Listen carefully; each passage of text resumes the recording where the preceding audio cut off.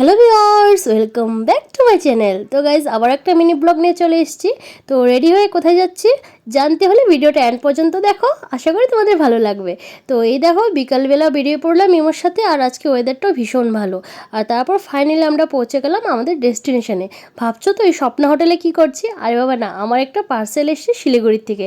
তো এই দেখো পার্সেলটা মিমো রিসিভ করে নিল। তো এই পার্সেলটা নেওয়ার জন্য আমি আর মিমো এসেছিলাম হাউলিতে।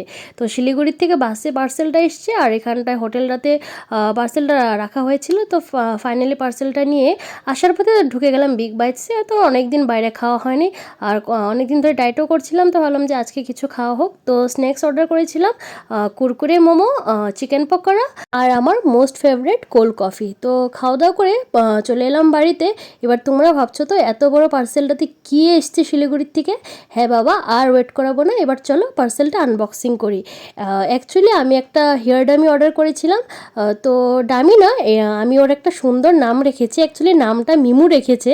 তো মিমু আমার ডামিটার নাম রেখেছে এলিনা, কারণ ওর লুকটাও এলিনার মতোই। তো জানি না হঠাৎ করে ওর কেন মনে হলো যে ওর নাম এলিনা রাখা যায়, তো মিমু ওর নাম রেখেছে এলিনা।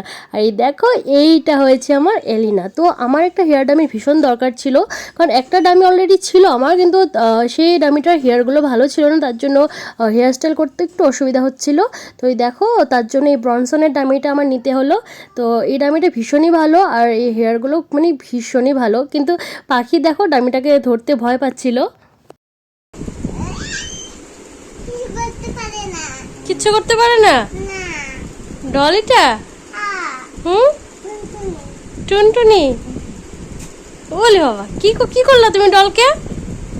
তো গাইজ মিনি ব্লগটা এখানটায় শেষ করছি। আর ভিডিওটা ভালো লাগলে লাইক করে দিও। আর তোমাদের আমার এলিনাকে কেমন লাগলো সেটাও কমেন্ট করে জানিও। আর কি বাবা, আর চ্যানেলটাকে সাবস্ক্রাইব করে দিও। Thanks for watching. Bye bye.